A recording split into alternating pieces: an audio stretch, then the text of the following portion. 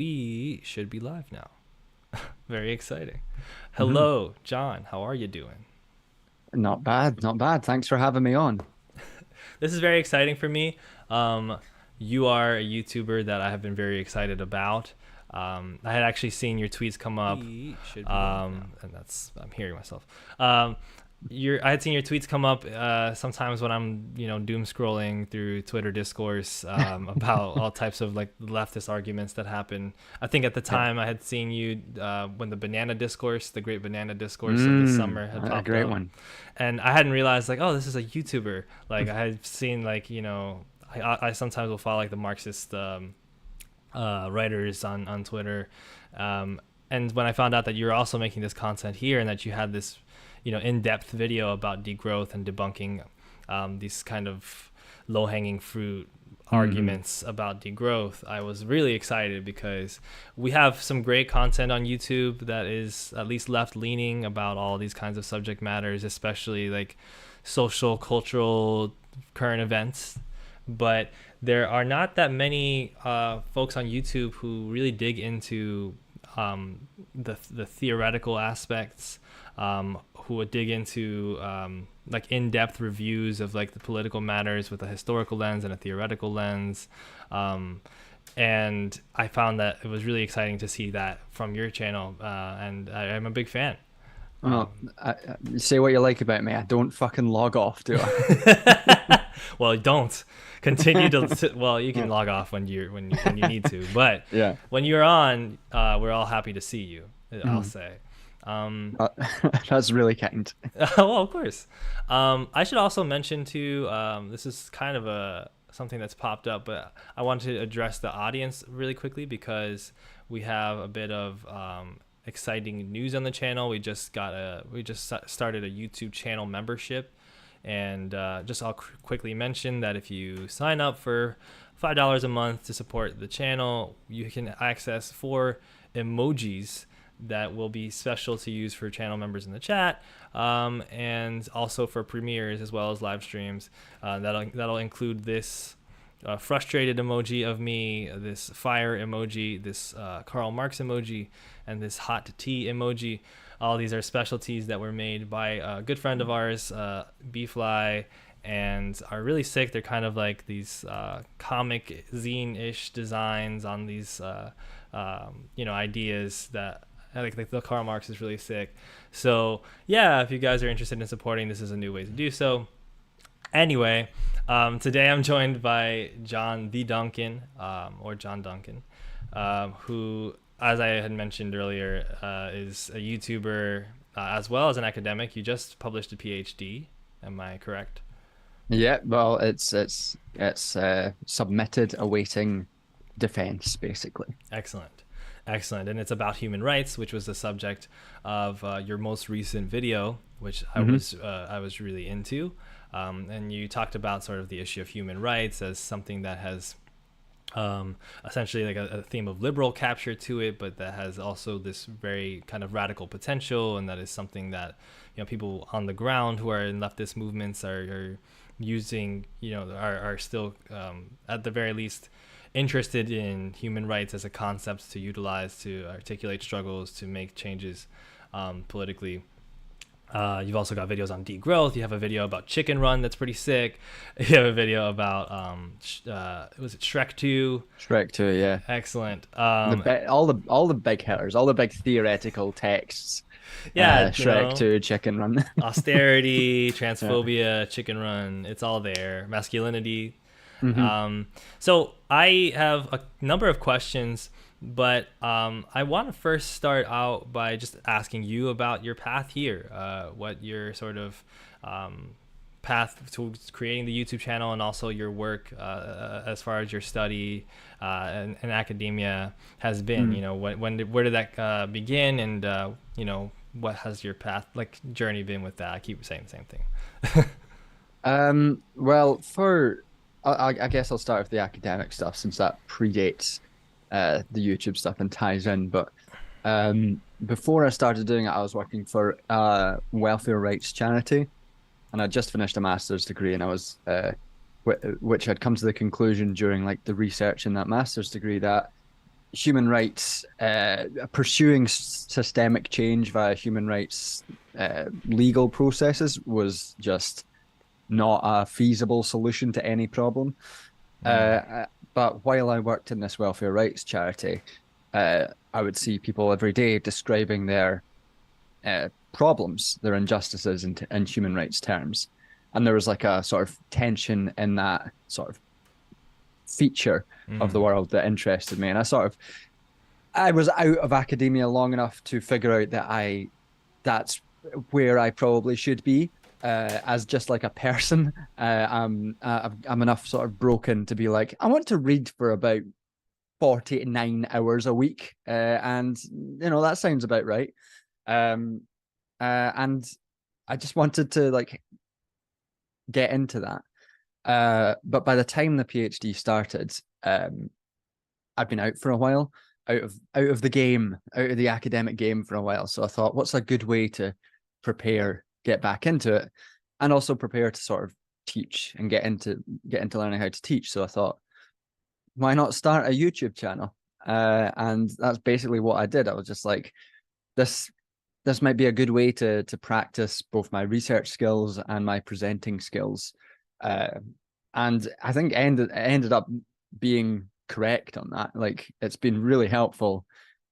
Like, videos that I've done on topics I wouldn't have touched when I was researching for the PhD itself have made their way into the PhD and actually probably restructured the entire theoretical work that I've done just from doing like YouTube videos, which is an odd sort of thing to say, but that's what happened. And that was about 4 years ago. 4 years I've been doing this. And I'm still bad at the technical stuff. Well, it's not that easy. I think people think it's easier than it is. But it's very easy to just have some random issue that you can't like figure out with a microphone or something. Yeah. I accidentally got good sound on the last video. I don't know what happened. It sounded great, yeah. Yeah, I know. It was fucking weird. 4 years, people have been like, I wish John would get a good microphone. And I was like, I Here I got am. one. It feels Yeah. bad. I mean, there's something pretty exciting about like or at least there's something rustic about like a kind of like slightly less Yeah. polished aesthetic, and I think Yeah. maybe that helps sometimes, well, or at least it feels good in some way, but also it is great to hear you in clarity, Yeah. and see you clearly as well.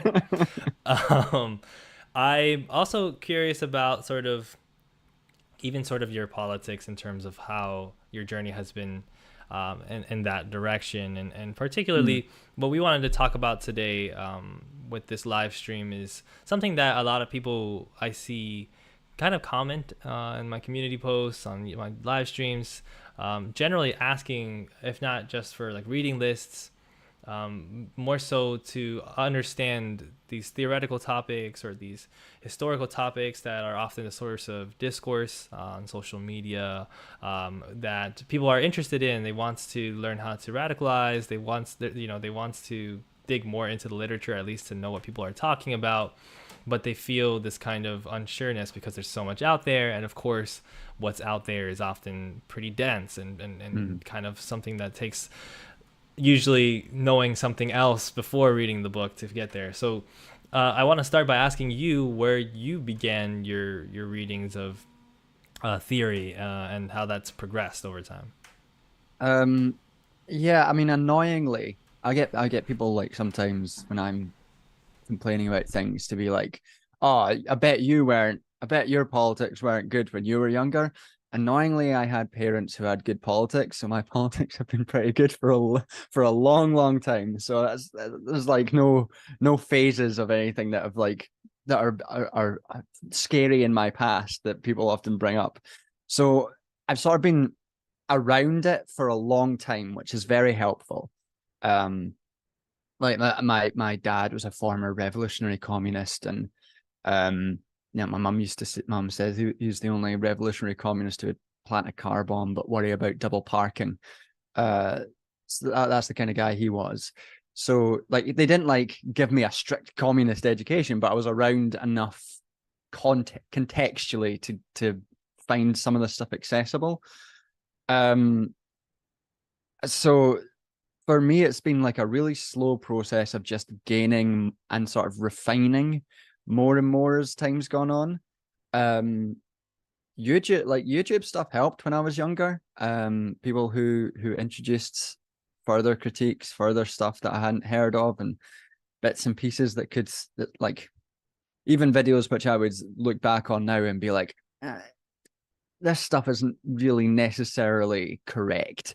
I'd be like, this was an interesting way to engage and start engaging and sort of further develop my politics beyond a vague uh, left wing sort of state, Hmm. I guess.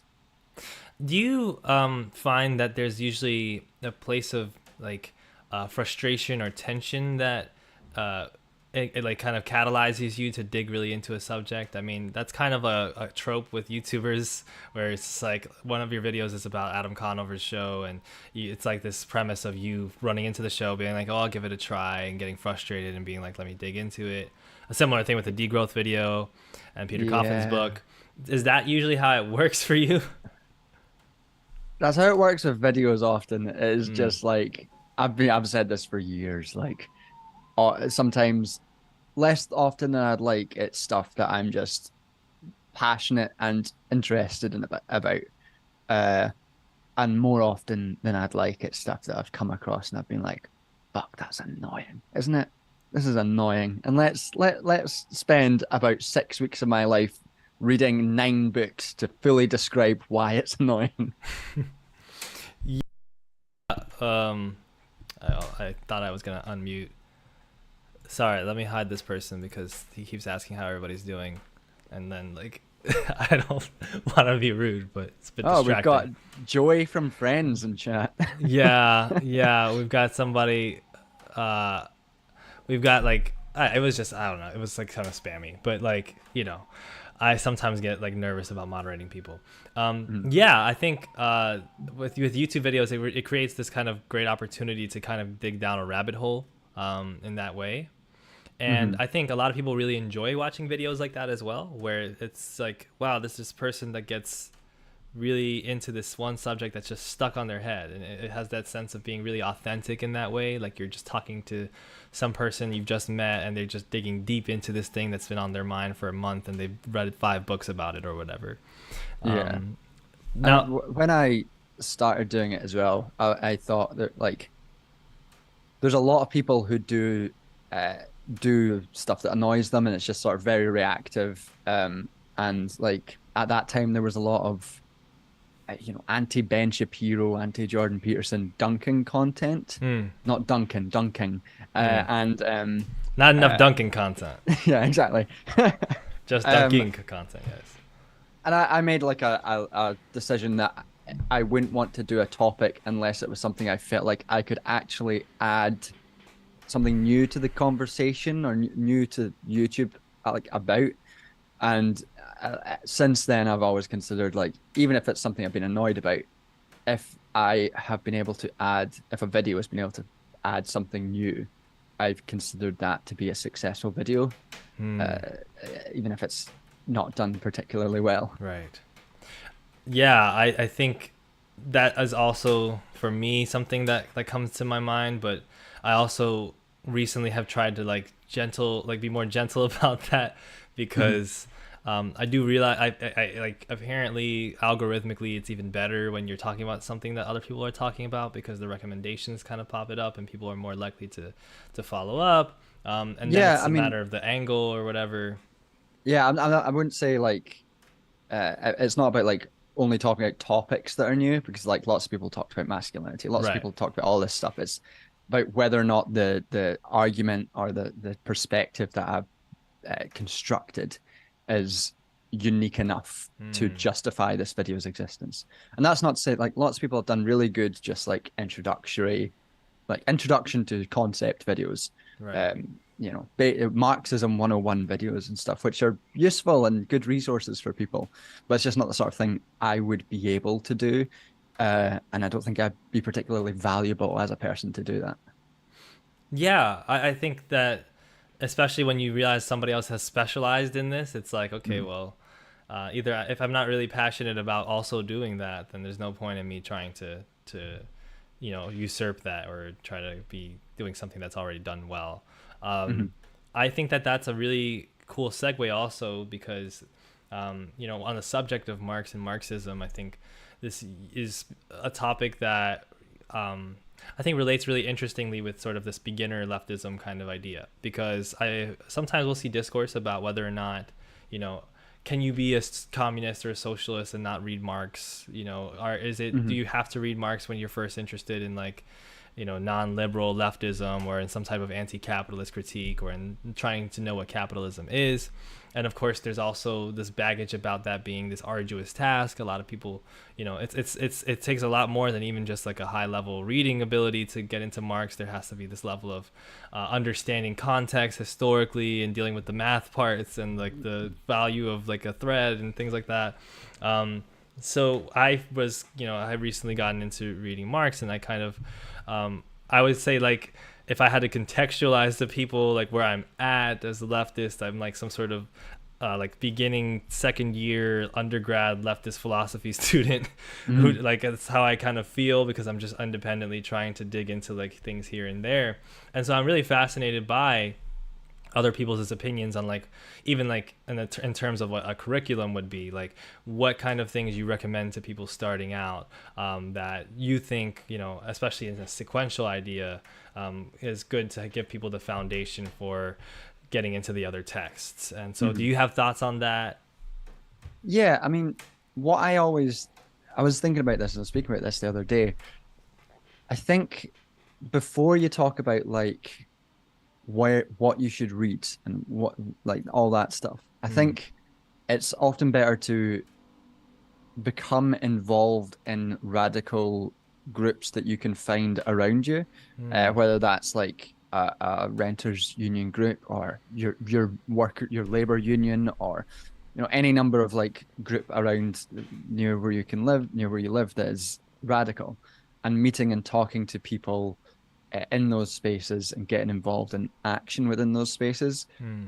is often, in my view, like prior to reading, a really good way to like get to grips with the principles at work, Hmm. because it's not just a philosophy, it's a practice, it's a way of acting, a way of like, we're not just committed intellectually to Marx, we are pursuing communism, we are pursuing revolution in a very real sense. Right. And you need to have that sort of foundation at work.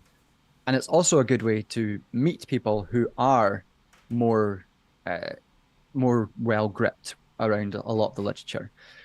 People who've been talking about it and who've been engaged with it for decades. Like if you get involved in a um, radical movement, you're going to find an older person who's like read all three volumes of Capital like four times for some reason, and they'll have a very intimate knowledge of it, Yeah. and that's very handy. And that sort of gets to what I would say is, and like the second point for getting to grips with all this stuff. And I'm not sure it really matters where you start necessarily, Hmm. but how you start. And I Hmm. think that reading groups and reading like together with a bunch of people, even if none of you have any experience in it before, Hmm. is such a useful way to get to grips with some of the complicated stuff. I mean, there's a really useful way to read Capital, and that is as a reading group and supplemented by um, David Harvey's introductory lectures. It's just, even if you disagree, even if you don't understand, it's just like a good way to get to grips with it together. Because if you don't understand something, someone else might understand it, or if you all don't understand it, you don't feel bad about not understanding it because Hmm. nobody's understanding it. Right. But it's giving you like uh, some like support and how to get to grips with stuff. I'm in reading groups now, and still like it's still one of the best ways to read. I think no matter what happens, someone's got an interesting perspective, an interesting thing to say. Hmm. Um, and I Yeah. think like there's such a there's so many books that are like an introduction to Marx, an Hmm. introduction to such and such, that are there's like it's kind of hard to list what's a one good introduction, because you could just Google some of them and some of them will be shit. Some of them will be like revisionist nonsense. But even if they are kind of shit, they'll still get you introduced to like some of the concepts, and they'll still be useful.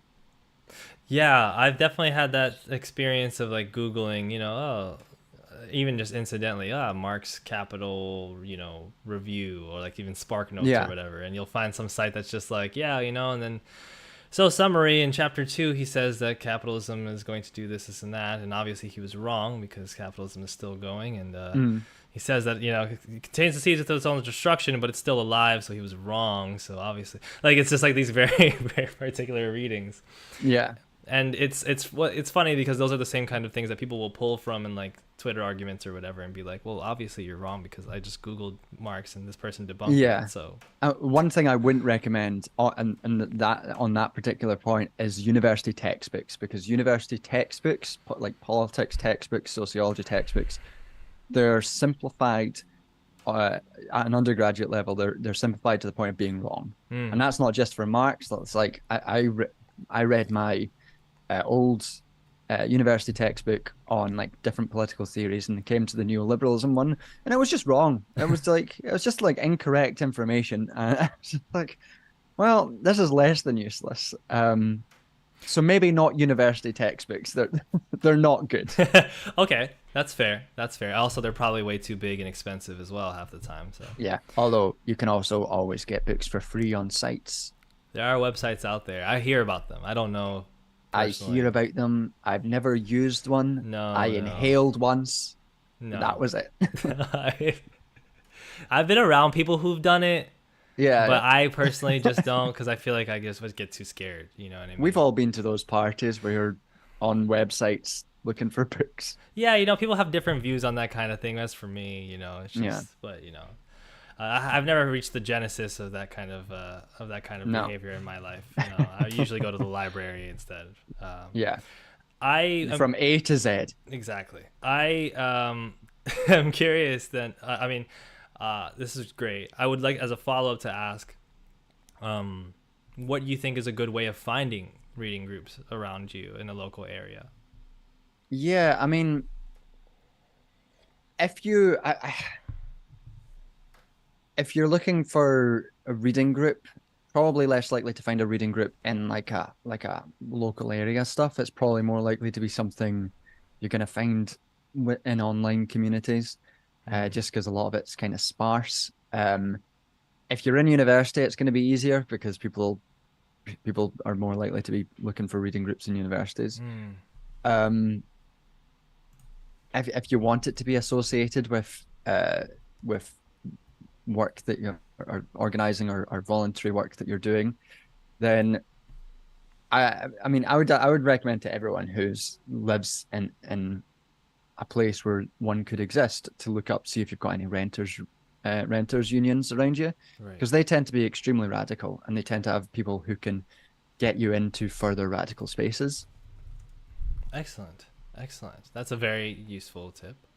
Um, we received a comment from It's Art with Words asking, well, the comment says, I'm interested to know what books by Black authors, particularly Black women, have you both read and recommend? And this is also a good segue for us to maybe touch on some specific books and just our thoughts Mm-hmm. on them. I'm not as well read as you are, so some of this will be me kind of asking you, for, in terms of your own readings. But if you would like to answer first, or Yeah, I mean, I'm a big advocate of reading Angela Davis. yep. Angela Davis's work, Women, Race, and Class, is very informative on the particular theoretical perspectives that I've developed. Mm, The social reproduction frame, the relations between class, race, gender, um, as internally related features of class relations. Um, on other offers, I'm currently reading, trudging through W.E.B. Du Bois's Black Reconstruction, mm, 700 pages. It's a lot of work. I'm mm. making my way through that. Um, I just finished Capitalism and Slavery, Eric Williams' Capitalism and Slavery, Mm. which was similarly that wasn't a trudge. That was a very easy read and very useful read for anyone who wants to understand the relations at work during the slave trade and the development of British capitalism. Through that, let me just take a look at my bookshelf.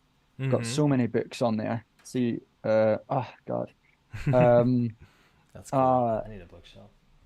uh, I mean, black women authors are. I mean, I enjoy Bell Hooks. Yep. Bell Hooks is very work has been influential as well. Um, we've got Stuart Hall, and Stuart Hall actually has one of the best uh, introductions to Marx's method I've ever Mm. read.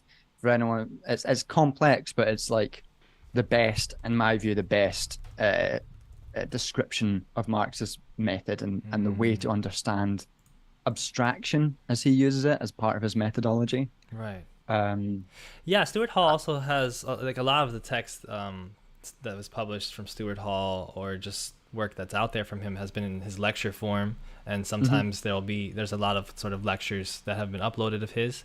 So for folks that, for instance, maybe have reading disabilities, or for folks that just are interested in having audio format of something in terms of being able to study, that can also be very useful, as being able to just pull up a Stuart Hall lecture.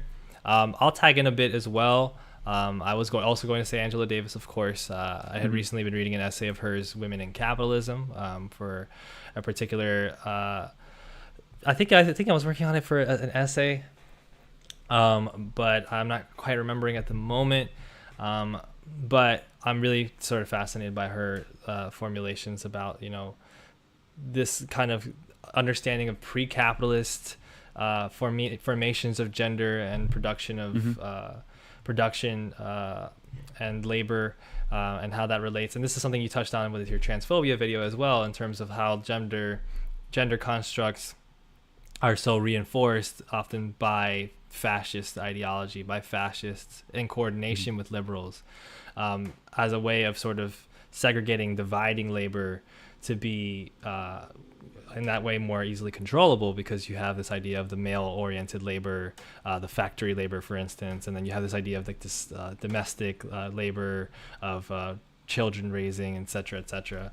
I also recommend to people Ruth Wilson Gilmore, because I like a It's good just bit about to of say, yeah, a good bit of geography work is always really fun for me. yeah. David Harvey, I'm not a black author obviously, but like you had mentioned him before, and Obviously, sometimes and the it's connection between those two and their yeah, the abolition politics is yeah, essential. yeah, and they have worked together as well, and so that can be sometimes an interesting way for people to get into leftist theory, is just by having reading geographical sort of works that have a Marxist bent, that have a leftist Mhm. bent, so you can understand sort of from a historical standpoint and geography standpoint, like how towns are formed and how systems of production kind of make it so that the town is the way that it is.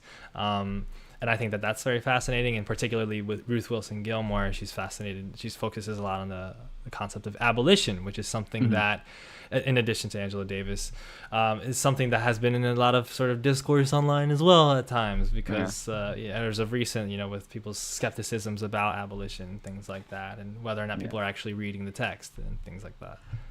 Yeah, there was one. Someone saw someone getting really mad about a Mm. month ago on reading Angela Davis's "Are Prisons Obsolete," which is like Mm. it's a really accessible text. It's basically a Mm. pamphlet, Mm. in a similar way to like the Communist Manifesto is. Right. And this person was like getting really pernickety and Mm. mad about the level of detail, but and himself being wrong, like Right. arguing that Davis says that before the Civil War, abolition was a fringe position. That's not true. It is true. That's That is a quite true. Yeah, that's and a this true person fact. was this the same person that was like, well, Pennsylvania had already abolished slavery by like this particular Yeah, year, which is obviously an indication, like completely ignoring the fact that even to this day, obviously there's like a legacy of this, but these northeastern states that had begun to posit this position of abolition weren't doing so from this position of like, oh, we're just going to be so morally sound, and oh, we recognize that black people are human, but as a sort of like economic Yeah. idea. Yeah. And also just like the like not grasping that abolition as a historical term at the time did not mean like, oh, one slavery is bad and maybe one day we should get rid of it. Abolition was the project of immediately getting rid of slavery, Right. and very few people supported that. Right. Did not. Lincoln did not support that. Uh, and like post Civil War, there was a whole like again, I'm reading W.E.B. Du Bois right now. The construction of a slave state in all but name, like Right. Yeah, I mean, these, even after, multiple northeastern states had abolished slavery, quite close to the Civil War here, they were still benefiting immensely from the sort of the economy that was built in the South of using slave labor, to, foreign textiles, etc. So yeah, I mean, those are some recommendations like we have and people that we've read. And I think it's cool that you also brought up Our Prison's Obsolete by Angela Davis, and you mentioned also the Communist Manifesto, which are sort of these pamphlet works. And there's quite a few texts that are these sort of shorter works, whether they're like pamphlets or just like very short books. I also think of Mark Fisher, Capitalist Realism comes up a lot. And these are texts that people really kind of start off with, partially because they are these easier to read and direct and compelling shorter works that kind of capture something, right? And at the same time, I think there is some potential for there to be some level of like misleadingness or some level of people whether it's a person that's looking at it from a standpoint of critiquing these leftist positions, like in this case, or a person that is, starting to formulate the politics, but perhaps doesn't do the deeper reading, there's like a potential for people to have like a false confidence as to what the position is. And that can lead to, a kind of selling yourself short of not actually, at the very least, recognizing that there's more there, even if you can't really read into it, because you're like, well, I read the Communist Manifesto and Marx is kind of crazy because we can't just ban capitalism, right? I mean, like, it's just like, why didn't you dive into it more? So do you, for you, like, for instance, with like the Communist Manifesto, or with Our Prison's Obsolete, these texts obviously they have this very important legacy, but do you also, like, for you, do you go back to them often, or do you have certain like reservations about them when it comes to talking about them with other leftists? I think less so things like Our Prison's Obsolete. Another good example of like an accessible sort of manifesto pamphlet would be Andreas Malm's How to Blow Up a Pipeline. That's a good sort of introduction to A lot of discourse about that one recently radicalism. too, because of the film. Yeah, exactly. But those ones are less difficult. I think they're less problematic to engage with as texts than something like the Communist Manifesto, because that's like a historical document at this point, and we're not in the historical moment in which it exists. And we don't, like, we're not always aware of why this document was written and the circumstances under which it was written and what the authors were trying to do. It was the one Marxist text that we got assigned to read in my political theory class at university, which was bad, I would say, because it's not a theoretical text. It's not a work of argumentation. It's not really a work of historical, like, it's not a work of history. It's a accessible pamphlet that was meant to encourage industrial laborers to joining communist parties, joining communist movements. Right. And so it's incredibly polemical. Right. It lays out some very basic notions of communist ideas and communist ideology. It's also written well prior to Marx's like magnum opus, so his work has not been completed by that point. So his like theoretical most of his theoretical, well, not most of his theoretical work, his most developed theoretical work has not been undertaken yet. So you can't really get a firm notion of Marx's work from the Communist Manifesto, not just because of its brevity, what it's for, but also because it exists prior to that work being undertaken. In a way, So it's it's kind not. of like sorry to cut you off, but No. in a way, it's like judging like Radiohead's oeuvre because like based on Creep. You know what I mean? It's one of Yeah, these yeah, that's a things. really good way to put it. It's one of these things. Well, I mean, and I think it's still maybe more essential to the you know overall body of work of Marx in the sense that there is a necessity for that type of polemical work as well. It's Mhm. not just like this outlier or something that would be Yeah, yeah. embarrassing to him, I think. No. But it's also like so far, it's like such a simplified like anthemic thing, and I think people often, especially in like from a critical standpoint, it's easy to just engage with a lot of leftist ideas as purely being polemics and not Mhm. having all this detail of what different types of theory, whether it's historical work or like and different types of like future-based analysis and things like that. Yeah.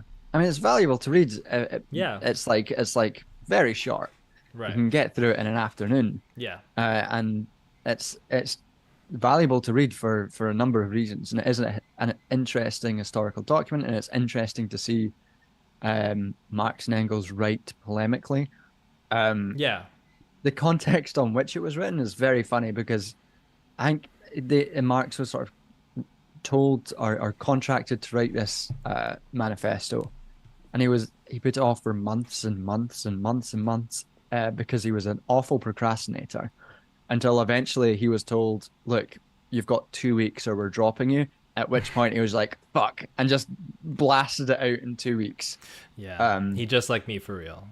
Genuinely, It's there's it's yeah, there's a lot to be like said about how much Marx's sort of life path kind of it mirrors a lot of and like kind of runs counter to a lot of what we think we have to do in terms of being productive as writers and being consistent and things like that. And it's like capital doesn't come if he doesn't have like 20 years of just sulking and writing script and draft after draft and throwing it into a yeah, bucket.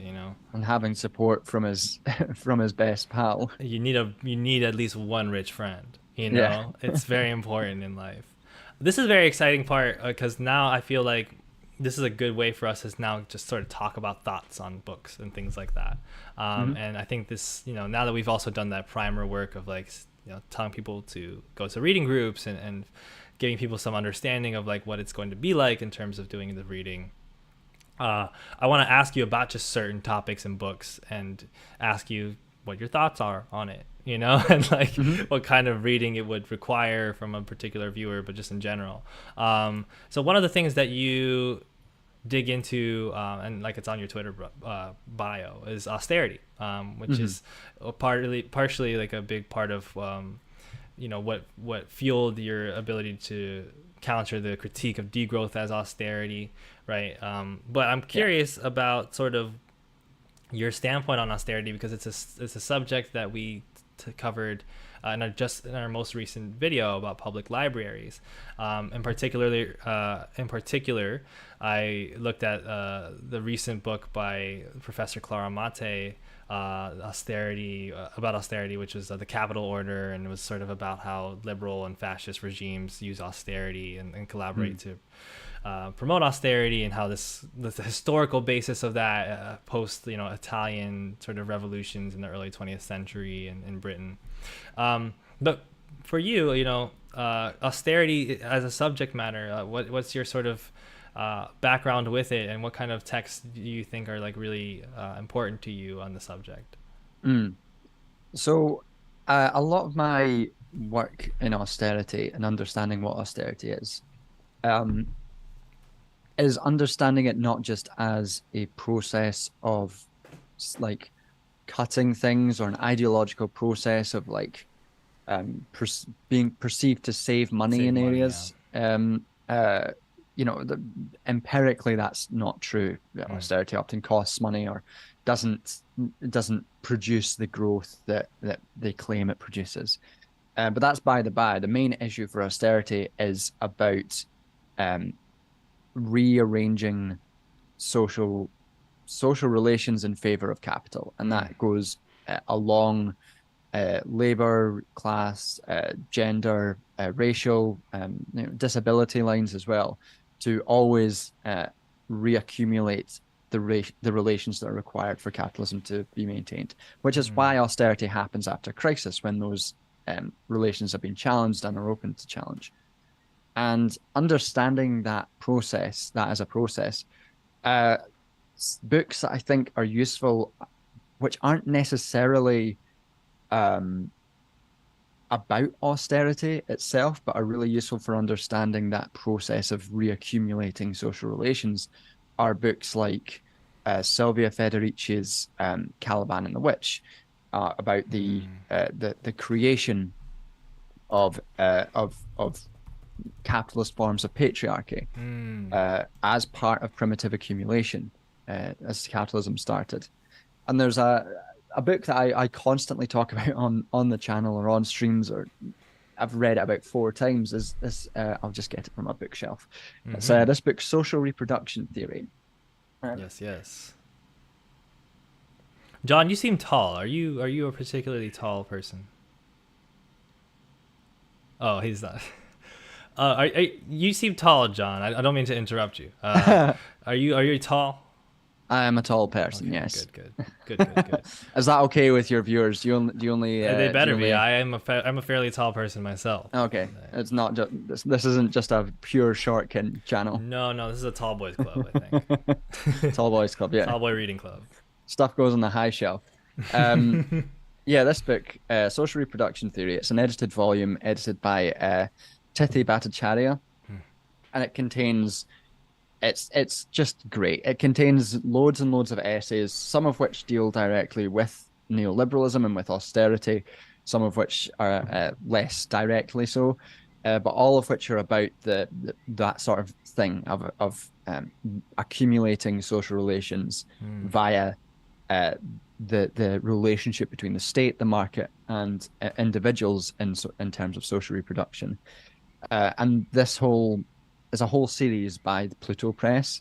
This book, you've got Pierre Illner's Disaster in Social Reproduction, which is very relevant in terms of how austerity crippled the ability of the state to deal with crises.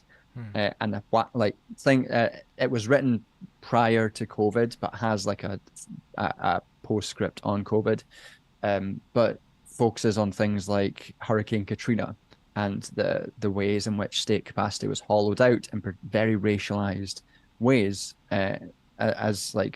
as disasters happened, and importantly how such disasters resulted in not the state going, oh, we've fucked up here, we've reduced our state capacity, but actually as opportunities to increase the austerity, to further marketize these areas. And we saw that during COVID, like in the UK at least, where the response by the government was, oh, fuck, we don't have any state capacity for PPE or for all these like vaccine preparedness. So what we're going to do is increase privatization of healthcare and increase the market's share in healthcare. And as such, that sort of disaster was played hand in hand with austerity. And so it's not like a direct answer to your question about like, here's the book on austerity, but these are like the bits and pieces which are really useful for developing my particular understanding of austerity.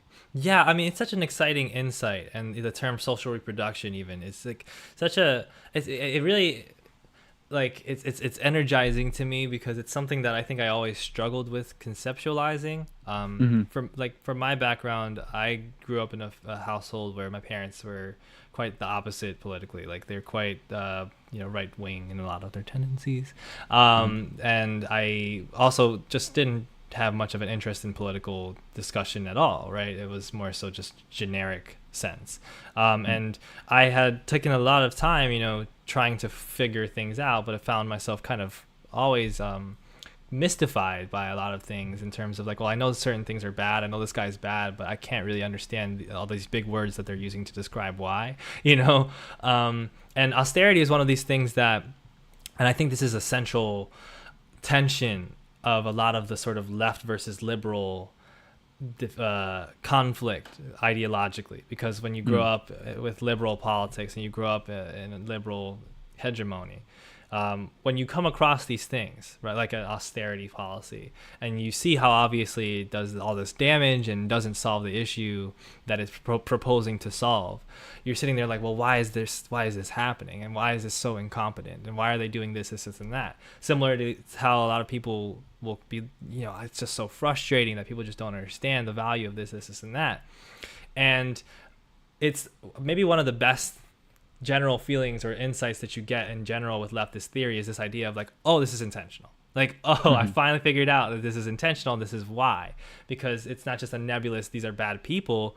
It's like, this is what they're trying to do. They're trying to essentially punish lower classes of people, and diminish their ability to have any type of class, like not necessarily just class mobility, but just like a class collaboration or Hmm. independence from like the capital order. And they have to then instill these policies of austerity, and then collaborate with these kinds of fascist ideas to reinforce not just an idea of what it is supposed to be, what you're supposed to do in life, et cetera, but also to take away the resources of people that would allow them the space to think outside of that, right? To think outside of the bubble that they're kind of having to live in order to sort of continuously, maintain their position in this system or have some hope of going upward, right? Hmm. And it's interesting. The intentionality is interesting because I don't think it's always 100% intentional in the way that they do this. I think that they are reacting to logics that are inherent within the drive to accumulate profit. Yeah. Um, but sometimes it's very intentional. Yeah. Oftentimes with state policy specifically, and a really good example is in the ways in which neoliberalism in both the UK and the US were kicked off initially. Mm-hmm. Um, and that very specifically started with a very intentional plan to destroy unions. In the UK, it was the miners' union, and there was a thing called the Ridley Report, Mm. which laid out the ways in which the Conservative government should use state power, use propaganda power, use courts and media, and lie basically in a way to cripple the power of the miners' union. And after that, they will cripple resistance to state reforms. And the same thing happened in the US with the air traffic controllers union, where that was the primary the first area that Reagan went for to cripple union power in the US. And that was intentional because they wanted to intentionally produce this new form of politics.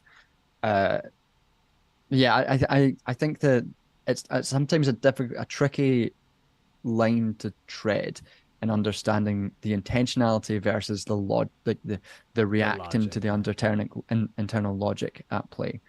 Um, yeah. Yeah, I think that's one of the sort of focal sort of energies of like even philosophy, in all senses, but especially like a lot of leftist philosophy is digging into like what is the actual logic of the way things work versus like what the people think they're doing or feel that they're Mhm. doing.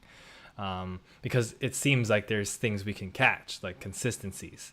Yeah. Um, with that, let's move on to a different subject if you'd like.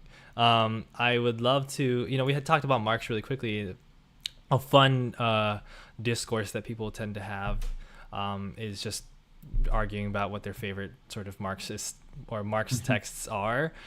Sure. Sometimes favorite volume of Capital, but just in general, if you don't necessarily have a particular favorite part of volume of Capital, or if you have a particular other text from Marx that you think stands out to you more, that you enjoy more, I'd be Mm. curious to hear your feelings on that. Yeah. I mean, I'm not sure. I'm not sure if I have a particular favorite volume or anything. I get the stuff that from Capital, if there's if you can extract like parts that are more useful than others to you. Maybe you can't, but the parts that are probably more influential and have more of an impact on my work is the stuff on value theory, which is Mm. really boring. And I've been Mm. planning to do a video on it for a long time, but I can't Mm. figure out how to make it exciting. Um, and the stuff on primitive accumulation. And that's both from volume one of Capital. And primitive accumulation is like they're like two ends of the spectrum in terms of understandability in Capital. The value stuff, which is right at the start, which is always the hardest, which is why people get tripped up, Yeah. why people give up on Capital a lot, because he forefronts the stuff on value and Commodity and reifications, commodities, and stuff like that. And it's dense philosophical stuff that people are still arguing about today. yeah. Uh, People who've been studying it for their whole lives are still arguing with it. And sometimes you read someone who's been supposedly studying Marx their whole life, and you're like, you don't understand a fucking thing. Uh, Right. Some people who but are like, well, Marx, yeah, I'm a Marxist, but the value theory part, I think we can let go of, or whatever. Yeah, or people who are like who the most common tendency is the tendency to, and this is to anyone who's not uh fully sort of Marx pilled, is going to sound completely obscure, but like most people who read Marx, maybe not most people, lots of people who read Marx end up reading him as a left Ricardian, where they argue Mm. like that his labor theory of value is very straightforwardly just about labor in the factory produces the surplus value, and that's it. It's not about like the social relations at play that produce the Mm. labor, the relations between the labor and all that's different, like the reification of the commodity as it enters the market, a much Right. much more complex sort of beast than Right. just a simple left Ricardian view of value. That stuff is complex, and it's a sort of thing that I read and I'm like, when I'm reading value theory stuff, I can be like, I agree with that and I disagree with that. Then I put the book down and I'm like, I don't remember what I was thinking. Is that kind of like when you see and it's not necessarily like I have a hatred of this. I think it's a very understandable sort of big reading of Marx. I'm certainly no like expert on Marx either, but one particular reading is that of just like this straightforward idea like value is extracted from the laborers and is taken as surplus by the capitalist class. It's a robbery of the laborers by the capitalist class, and so the laborers need to be essentially the conclusion becomes the laborers need to be paid more, which is like that's like it's like I get that that's where we're like a reading, and I get that that's like Yeah, especially like a simple way to break it down, but there's also a lot missing in that it's essentially sort of like this almost reformist view of like, well, the salaries need to go up, matching the labor, like matching the capitalists extraction and yeah, whatnot. yeah. There's like it's part of a like long histories of, on the one hand, people misunderstanding the work, and on the other hand, people simplifying it to appeal to, to appeal to the masses as they exist, Right. which I always think is just vaguely patronizing. Yeah. Um, but a lot of like the simplification and like a lot of reformist stuff is just driven to like the idea that, oh, we need to simplify this so that the people can understand, and at that point things go awry because Mm. you reach bad theoretical conclusions and you develop bad praxis afterwards. Right. Um, Right. uh, that's a complex area of Marx that I still need to fully get to grips with. I've still got a whole load of texts that I still need to read. Um, but it's essential for like the social reproduction stuff, because to understand value, you need to understand how the commodity of labor power is reproduced, Right. and the ways in which that commodity is reproduced. So it's not just like labor in the factory produces value. That doesn't that discounts whole swathes of other labor that occurs outside of the production process, Right. narrowly defined. Right. So it's like really essential stuff that I need to get more to grips with. Um, Yeah. but yeah, I think that the that's. Wait, sorry to cut you off. no, you go ahead. I think that's part of what also leads a lot of people to that very frustrating tendency this is something actually you mentioned in the transphobia video as well, of like, oh well, there's no war except class war, you got to be class first, and that means all Mm, these identity politics and things like that. This is something we had to figure out, kind of separate, but what's important is that we, and it's like these are the same thing, right? Like you cannot yeah. understand identity as something that exists and something that is reified and then something that creates oppression outside of the idea of class. Hmm. And it sometimes leads to these ideas of like, oh well, there's all these isms and there's all these phobias and then there's all these types of oppression and they're all coming at us from all these different directions, and it's so overwhelming and it's so kind of black pilled in a sense, and how are we going to fix it?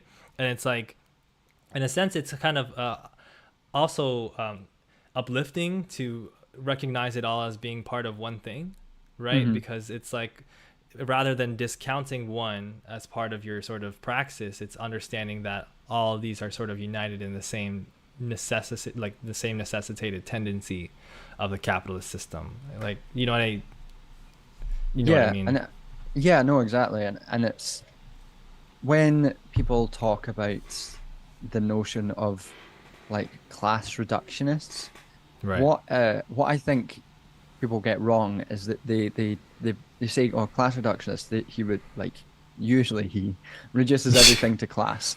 But that's not what's going on. They're not reducing everything to class. They're reducing the notion of class to very narrow understanding that Mm. has less relevance to the world. So Mm.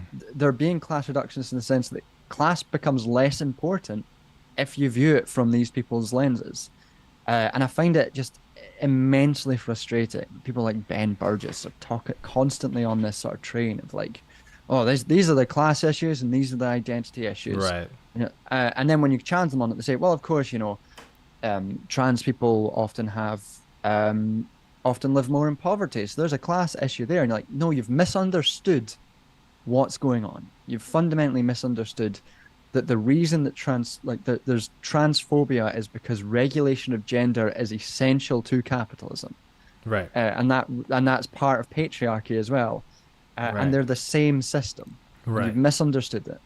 And the same goes for religious oppression. The same goes for racial oppression. Racial capitalism is sometimes a term that's used. Like, Yeah, it's it's necessary, right? yeah, And I think that that's one of the things that people kind of miss when they kind of narrow Marx as being a specific thing and then go, okay, I've read enough. Is that, like, for instance, the idea that capital is a relation of things, right? It's not hmm, it's not a matter of it being like this is a tangible thing. Here's capitalism. This is what it is. It looks like this. It's like yeah, it's whatever capitalism will create these situations to figure out how to keep going within a particular scenario. It'll figure out how this person will now be this class, and this person will be this class, and this person will do this, and this person will do that, and they will continue to reinforce that socially, and they will do these kinds of things in media here and there. And it's all so that capitalism continues to breathe, because yeah, it's like, now I have an underclass, and I have an underclass, and I have this class that does this. And it's not supposed to be a direct, visible, tangible thing, or like um there's a term like a unconditional thing, right? There's no hmm, unconditional tangible thing when it comes to capitalism, when it comes to Marxist analysis of capitalism. Everything is conditions. yeah. It's everything's movement as Right. well, and yeah, one that's another really common mistake, more common with critics than actual people who adhere to Marxism, to view the work of Capital um as like how Marx thinks capitalism really is. Hmm. But Capital is a work of immanent critique, meaning that he takes, and this is what abstraction means, he takes capitalism and he puts it in its ideal form, what he thinks is the ideal, like the best case scenario where all the logic and all the rules can be sort of consolidated down. He doesn't think this is how it really exists. This isn't like a historical work of the development of capitalism. It's a very theoretical work Mm-hmm. of how it appears once you put it through this intellectual process of abstraction. Right. And so oftentimes when people take critiques, they're like, Marx says in Capital that capitalism is like this, but we see it's not. And they're like, no, you've misunderstood. you've misunderstood Right. entirely what the project involves. The famous Um, Marx didn't account for this or whatever. yeah, yeah. Yeah, there's it's part of that kind of essential thing that, liberal politics sort of manufactures in terms of um cultural understandings of, like, for instance, something like a privileged discourse, or like ideas of, like, you know being like anti-race. There was recently this Mm, sort of fallout in I believe it's Boston University with Ibram X. Kendi and the anti-racist department, and the sort of scandal about that. And there was, a lot of critiques about these kinds of books that were coming out a few years ago, and with the first Black Lives Matter protests. mhm, There was also, Lily Alexandria recently put out a really good video essay about the 2010 sort of pop feminism movement. And it's all these mm, ideas about, like, well, it's about these kind of interpersonal things. It's about making these particular choices, changing these ideas that we have, so that we don't reproduce these problems, mhm, which happen between individuals, right? And, I think people are right when they also use the term like individualism, hyper individualism, to mhm, describe these things. But I think it also kind of misses exactly what it is, because it's not just about individual versus collective. It's about things happening on a scale of a person's, like, choices with their, sort of cultural interaction and their personal interaction, being something that is separate from politics and a political position, in the sense of, like, if you just make those choices a bit differently, then that will affect the politics rather than the politics producing these situations, right? And so this idea mhm, of, like, well, if I want to, change racism, like, let me just, like, read a couple of books, learn how to use the right terms, you know what I mean? Let me hire more Black people in my office, right? And, like, if more and more people do this, then good things will happen. Versus, like, the only reason this is happening is because you're extracting wealth, right? mm. And because it's a reproduction of the capitalist system. It's a condition that's created, right? Anyway, like, this is such a fascinating thing that I Yeah. really enjoy talking about. There was a really good book published recently by Aaron Kundnani. Mm. Oh, what was the title? I was looking for it just there in my bookshelf, but I think I might have lent it to someone. Mm. I think let me just look up the title. I think it was something like why anti-racism means anti-capitalism, something like that. Mm. And it's goes into that specific history of, like, the liberal understanding of racism, where it developed, how it developed, and the sort of its interactions with different, like, Right. what is anti-racism and why it means anti-capitalism. Yeah. Right. The Eric Um, Williams book is pretty good with this as well, from my mhm. understanding, about the capitalism and slavery, right? Yeah, yeah, that one's more of a more Historical, yeah. sober historical work, but this goes into the sort of historical ideological work. It Hmm. also has probably the best introduction and understanding of racial capitalism that I've ever come across. Hmm. As it tracks it from its original formation in South Africa through Stuart Hall, through Cedric Robinson, and it's like just a really, really it's for anyone looking to understand the concept of racial capitalism. Just the chapter in that book on it is probably the best that I've ever come across. Hmm. That's excellent. Could you repeat the name of the author and title again? It's Aaron, so that's Arun, and Kundnani, Kundnani. Excellent. Excellent. Kundnani. Excellent. We're getting so many great recommendations. This is awesome. Um, we're in a sort of the last 30-minute stretch, if that's okay. I Mhm. don't want to also, like, go over your time in terms of, like, when you need to be, rocking. But I definitely wanted to take some time to talk about. There's a couple things, but I wanted to talk about degrowth a bit, at least, Mhm. because this is a subject that is very, polarized among leftists. It's beginning to have this sort of space within liberal discourse about, environmentalism. It's becoming all these kinds of different things, and at the same time, there's some tension between what it is as a theory and what it is as whether it's also just, an idea, a feeling about, Mhm. like, the direction we have to go in. Mhm. And you're particularly clear about advocating for degrowth communism, and keeping it as a communist idea. And I'm curious to hear from you. For one, um, I'm curious to hear about your recommendations of like readings. You Hmm. gave some with the video, but Yep. there's also some level of like there's a Hickel book and stuff like that, and there's some level of people who are like, well, there's a critique here that's pretty good. Also, I know it's a discourse that's sort of developing, and then I'm also just interested to hear because there's growing interest in sort of the Marxist aspect of it, like a Marxist analysis of degrowth, and I'm curious to hear for you about what you see as the way in which capitalism uses nature to Mm. continue to produce itself, and what effect that has on nature. So first the recommendations, and sort of then the capitalist relational idea. Mm. So I'm currently writing yet another video on it, just a shorter one, Excellent. just challenging the notion of green growth. Okay. Um, in terms of like the book that I would recommend most, just as a really accessible book. I don't agree with everything in it, and I have critiques, but I think it's a really good accessible introduction.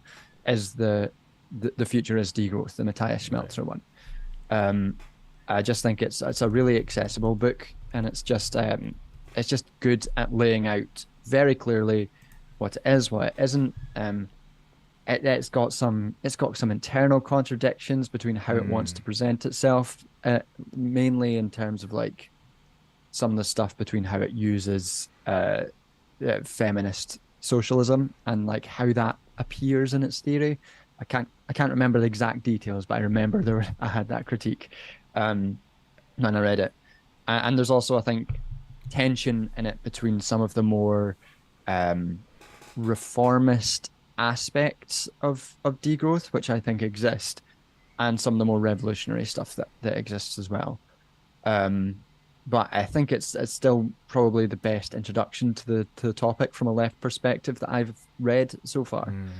Mm. So that'd be where I would recommend. In terms of um, the relationship between capitalism and how it uses nature, Right. I mean, this is stuff like I'm surprised when uh, the critics of degrowth are just seemingly like the left wing, the Marxist critics of degrowth are seemingly unaware of, or at least they strategically don't bring up the very clear work in Marx about the way that capitalism completely degrades nature, the way that it instrumentalizes, Mm. necessarily reduces nature to a tool of capital accumulation. Right. And the people, a lot of the time these critics just reproduce that. They end Right. up just doing like, oh, we can continue with extraction just in a different way. We can continue in this treating nature as a tool, as just a resource, and not like something that we are intimately and inimicably part of. Mm. Um, we can continue doing that. It's fine. Like it doesn't matter if we continue doing that. And they frame like the notion that any criticism of that is like hippie liberalism or something. Right. When it's like it's in Marx, it's in Capital. He talks about it uh, Right. at some length, uh, and it's just like and like the relationship between capitalism and nature couldn't be more clear. Like you just need to look up Australian coal fields or the destruction of the Amazon or the fucking charts of CO2 emissions since the Industrial Revolution to see that. And Marx existed pre to that. What he saw was not carbon emissions, but was soil degradation, the Mm. destruction of land through overcultivation, which we still see to this day. Agricultural industrial farming decimates soil, Yeah. it decimates land. Um, and the Amazon rainforest is often decimated for rearing industrial cattle farms. Mm. Uh, it's a very clear, empirically observable feature of capitalism. Yeah. It's also just such a kind of easily translatable thing. There are certain Mm, points of Marx that are kind of in the weeds, more like when we were just having a bit of a nerdy discourse about value yeah. theory and things like that. But like something that if you just say the words capitalism and nature together, I mean, 99% of people, even people who would say they're pro-capitalist, will get like the shudders because they'll know, Mm. they know what it means to be like, I'm going to treat nature as a source of capital. They know what we do to the environment as a way to make money. Yeah. It's pretty easy to understand. And so it seems strange that the concept of degrowth seems so icky to people. Um, Yeah. I mean, my view of it is the reason why people get so mad is very clearly just an imperial positionality, right. where the notion that they have reduced the notion of life to the consumption of commodities. Again, an extremely capitalist thing. And they have said that they have fully imbibed the notion that if we have fewer commodities to consume, then that means life will get worse. Worse. Um, and frankly, like, even if we didn't have a climate crisis to deal with, as communists, the notion that the global south will keep producing the glut of commodities that the global north consumes through agriculture and through things like through electronics, through fucking clothes, Yeah. all this stuff. The notion that they will continue to do this in a global communist system where economic compulsion to do so is abolished is a complete farce. Yeah. I simply cannot understand how anyone who views themselves and is intellectually honest about it and views themselves on the left can come to the position that communist world can continue to produce the exact same commodities and the same amount of commodities, the same forms of commodities that exist today.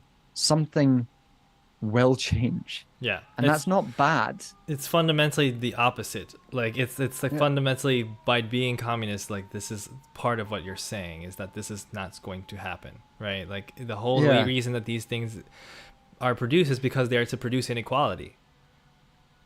Like the reason that we have like it's the the reason we have all these things around us. This like this is another area that can get people can get into like, oh, this is just a criticism of consumerism, and it's not about like what you buy and what you're not, and like part of that's true. Like you cannot change the world by changing your consumption habits, but consumption and like market circulation is not irrelevant to production.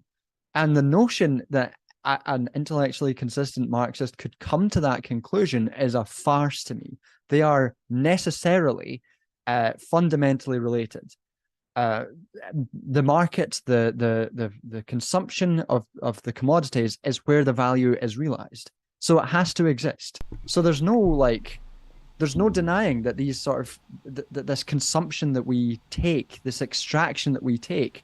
And I've got another good book on my shelf, How Europe Underdeveloped Africa by Yeah. Walter Rodney, which demonstrates that very clearly.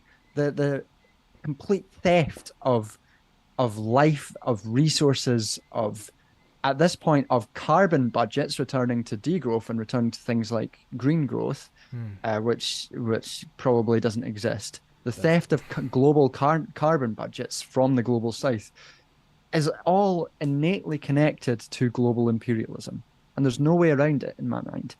I mean, I would prefer sometimes that people would just say, I really want to hold on to my sneakers, like I just prefer, like, because we all can just be honest there. I mean, all of us have consumption habits that we're going to have some trouble getting over. And part of Yeah. that is where the sort of philosophical aspect of Marxism and leftism comes into play in terms of understanding where these kinds of desires come from, right? And it's Yeah.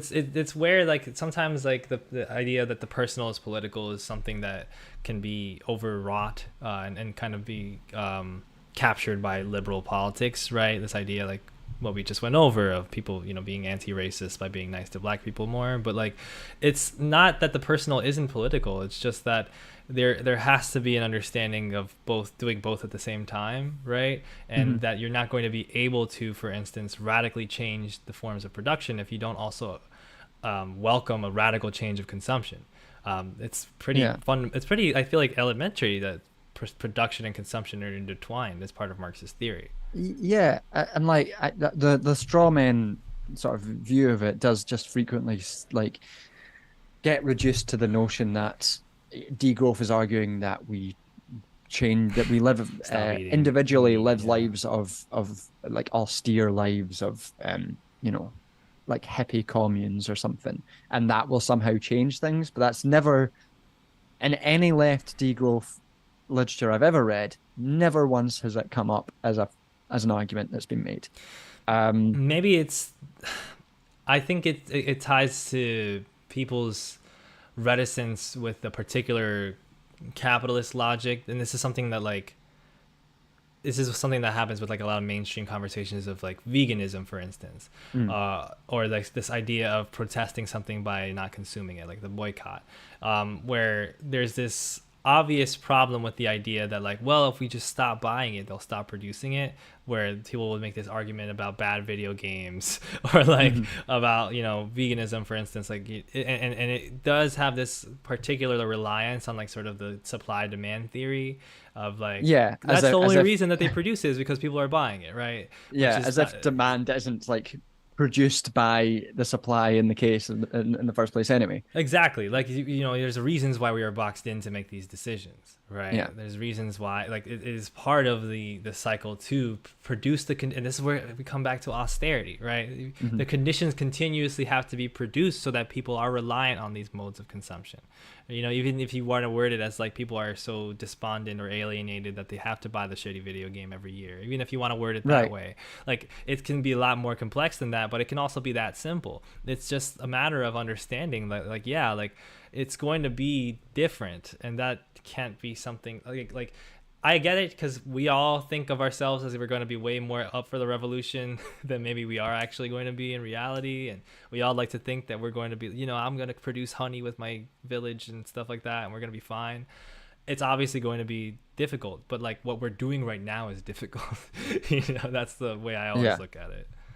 I think that what you were saying about like you know, having to buy a video game to like get through the horror of life right now, we've created an idea of like abundance of commodities as the good life because so much of life is so fucked constantly.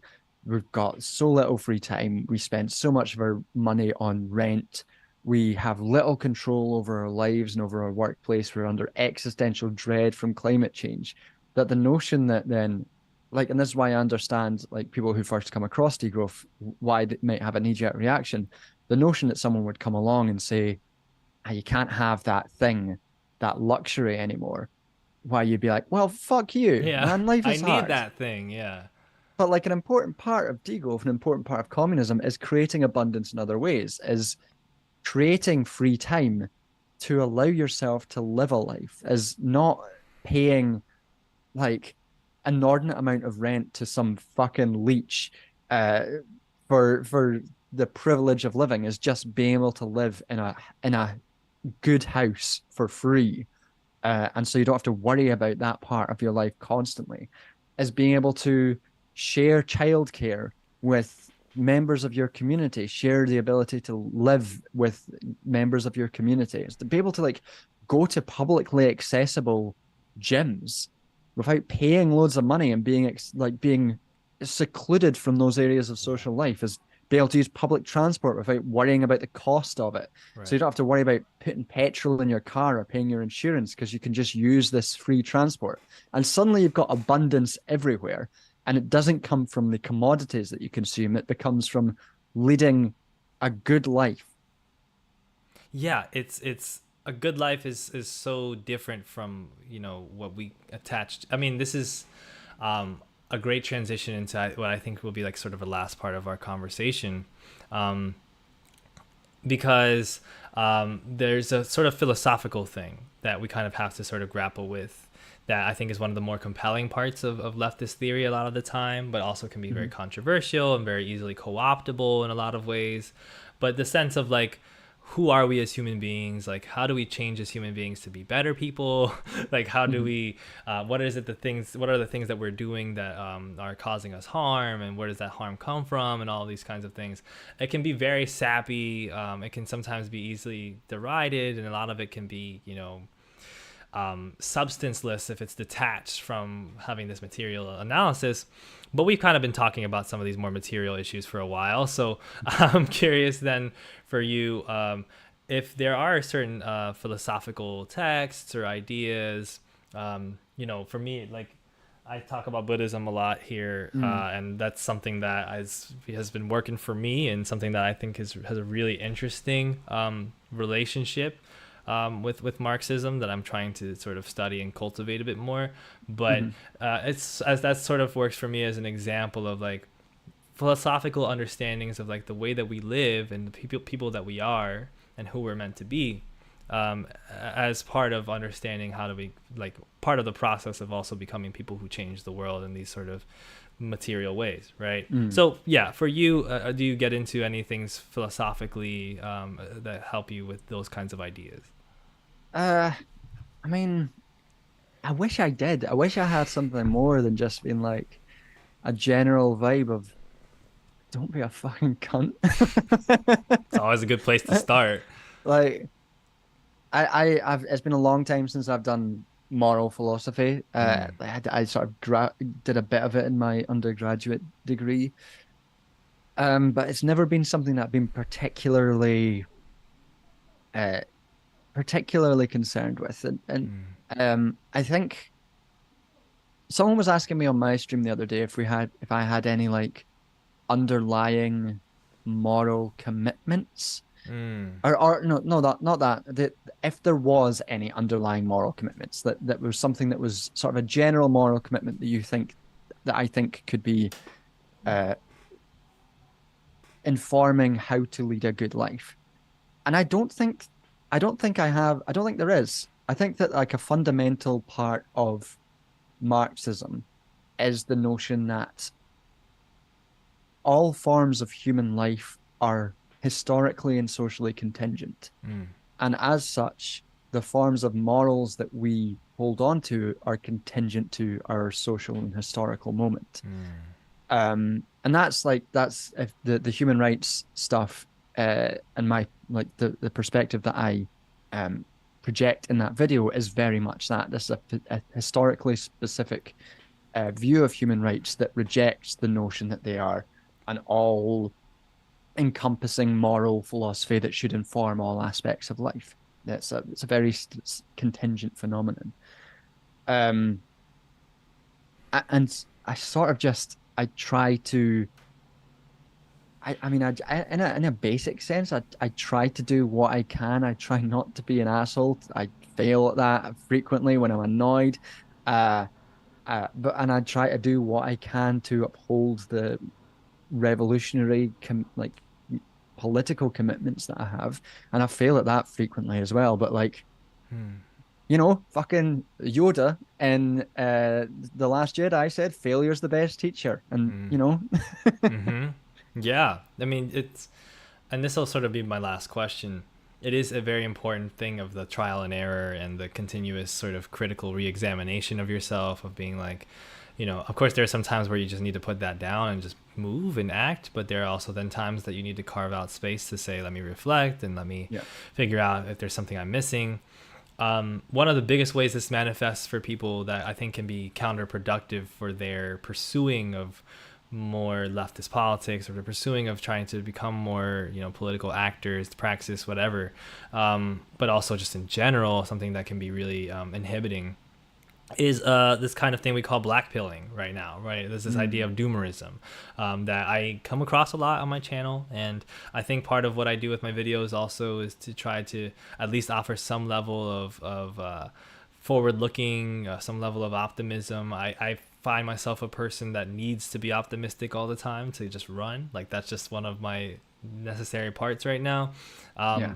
But I'm curious for you, how you deal with the sort of dread, the existential dread of it all, the doomerism of it all. Obviously, I'm sure we all have moments where we don't want to move and we think it's all fucked, especially when we go Yeah. on Twitter too much. But do you have a sort of personal reflection on that, or a way that you deal with it, or a way that you Yeah, I don't mean, see it? there's I think it's misattributed to him, but the widely attributed Gramsci quote about um uh pessimism of the intellect and optimism of the will. And I Mm, think that helpful because I mean, in the end of the day, what's the point of giving up? right. Like we need to fight for something, and I think degrowth is like an interesting way of dealing with what's probably the most widespread form of doomerism right now, which is climate anxiety. Because it's very clear that the ability, the technological and practical ability to actually avert the worst of climate change is very possible. All it takes is collective movements, building class solidarity. And I mean that like inclusively to all the different areas of class that we understand that. Right. And building that to force the world into pursuing the area, the change that we need to survive. Right. Um, and like, if you understand it as a liberal politics, we'll never get the politicians to agree to this. We'll never get them to do this. Right. Then you are going to succumb to doomerism. Yeah. But if you understand the power that can be generated from all of the oppressed classes when they finally band together and demand force change, then there's nothing there's nothing that can't be done. It's Mm. it's, it's not optimism. It's to well, it's inevitability if we all band together. It's contingent on the ability to band together, but once we're there, we can do whatever we need to do. Yeah, I think liberal politics are in a way the way more black pilling thing because so much of it is based off of like, if we lobby enough and we campaign enough and we ask politely enough, then we will have, some of our rights back or whatever. Yeah. Whereas I think the sort of invigorating thing about leftism, and I recently read James Boggs' book, The American Revolution, which is quite short, but it has this really great look at sort of labor movement in the 20th century and its relation to sort of,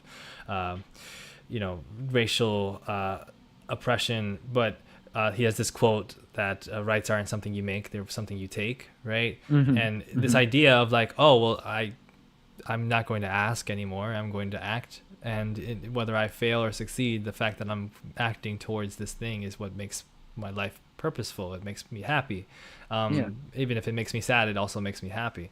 I also watched this really, really quickly. I watched this really great movie on Netflix yesterday, which surprised the hell out of me. It was a random recommendation by my mom, who never watches good movies, Mhm. but I have to recommend it to you and to everyone. It's called La Gran Seducción. It's a Mexican movie. It means like the Great All right. Seduction or something. It is not super well reviewed. It's like this pretty middling, like kind of like mid-sized Mexican film on Mhm. Netflix, but it has this very heartwarming plot that I also think a lot of like people with like lefty politics would kind of take to pretty well. It's Mhm. about this man who lives in this very small like island town in a part of Mexico. I think it's a fictional island that is completely abandoned, sort of by fishing corporations, because its whole economy is based off of fishing, and it ends up having people completely migrating and leaving, and it becomes kind of this desolate situation. And then it's about their sort of struggle to like get like a doctor to live on the island so that they can apply for this loan to get like this sort of island company going to like be self-sustainant. It's like this really interesting plot. Mhm. And it stars a person who was kind of famous here in the US, Yalitza, because she was in the Roma movie from a few years ago. Anyway, throwing that out there because if people need a little bit of like good energy that can maybe be chill with their politics, then that can be a good movie for that. Anyway, this conversation has been wonderful, John. I really was extremely happy to have you on. We talked about so many things that I've been wanting to talk about, and I don't know how much a lot of y'all have been enjoying it, but I think you have. It's been a lot of silence at points, but I think I will take that silence as like intense listening and watching. John, if you have anything that you want to particularly plug, you said there were some things you were working on. You were recently on the What's Left of Philosophy podcast as well, Oh, which yeah. I really love that podcast. That was really exciting to see you. But Yeah. yeah, if there's anything you want to plug or just mention before you go.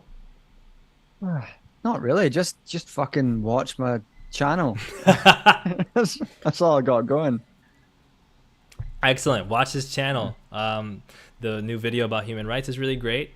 Great start. There's a lot of topics that you probably are all very interested in as well. So yes, please support Yep. John the Duncan.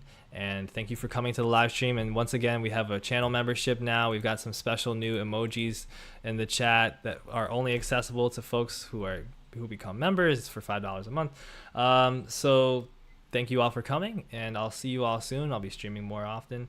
And yes, thank John. Everybody say hello and goodbye. Everybody say goodbye to John. Say thank you to John. And have a great night.